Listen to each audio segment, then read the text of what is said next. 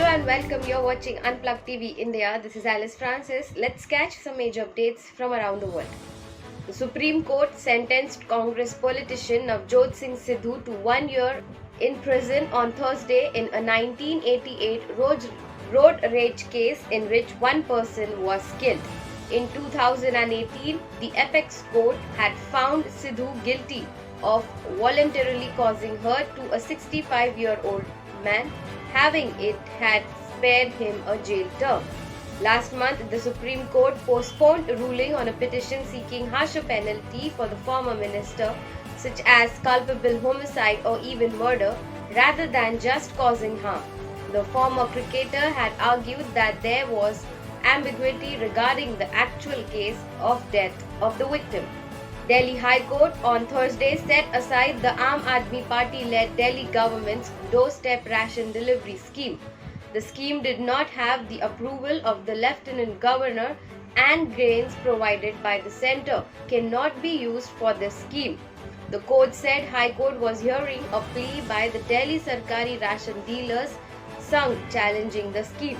The scheme had become a flashpoint between the Bharatiya Janata Party government and the centre and the armed rulers in Delhi, within the former saying that the plan violated provisions of the NFSA and would deprive migrants of food grains, and the latter pointing out that it would root out the ration mafia and ensure that all beneficiaries received their share.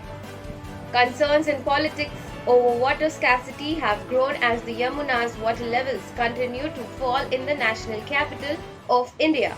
The Haryana government, according to Delhi Water Minister Satyendra Jain, is to blame for the Yamuna drying up since the Haryana government withheld water. The Yamuna and the canals that flow provide over 70% of Delhi's water supply. The Delhijalboard has requested an additional 150 cusack of raw water from Haryana's irrigation department to suit its need. Kashmiri Separatist Yasin Malik was on Thursday convicted by a Delhi court in a terror funding case. This comes after Malik last Tuesday pledged guilty to all charges, including those under the Stringent Unlawful Activities Prevention Act. The court asked the National Investigation Agency to assess his financial situation in order to determine the amount of fine to be imposed. Malik was also directed by the court to file an affidavit disclosing all sources of his income and assets. The court will hear the arguments on the quantum of sentence on May 25. A court in Uttar Pradesh, Mathura, on Thursday allowed a lawsuit seeking removal of the Shahi Eidgah Masjid from the Krishna Janmabhoomi, informed lawyer Hari Shankar Jain. The lawsuit seeks the removal of the 17th century Shahi Eidgah Masjid from the Katra Keshav Dev temple, claiming the mosque has been built at the birthplace of Lord Krishna.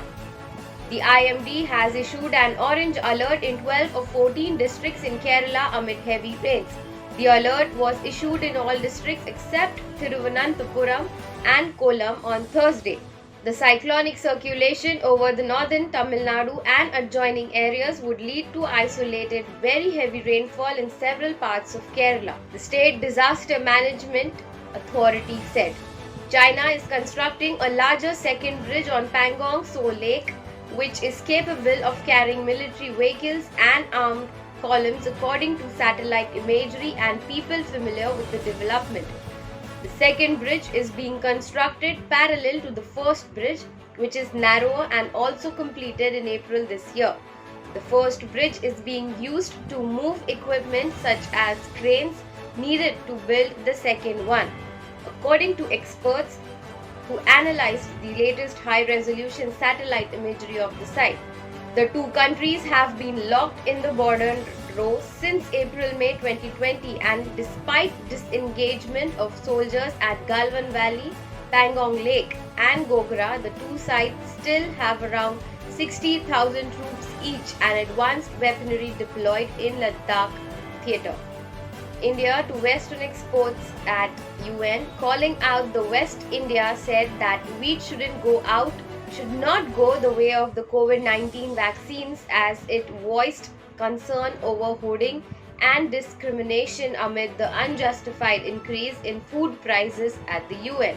It said it is necessary for all of us to adequately appreciate the importance of equity, affordability, and accessibility when it comes to food grains.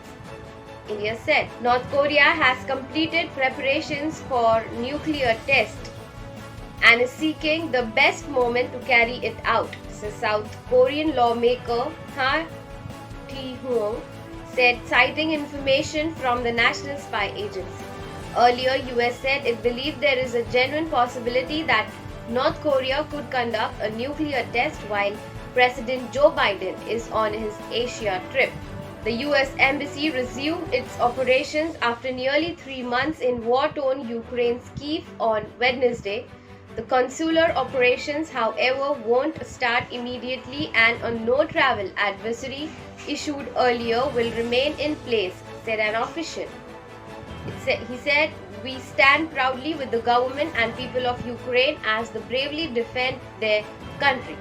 Russia has said it is using a new generation of powerful lasers in Ukraine to burn up drones.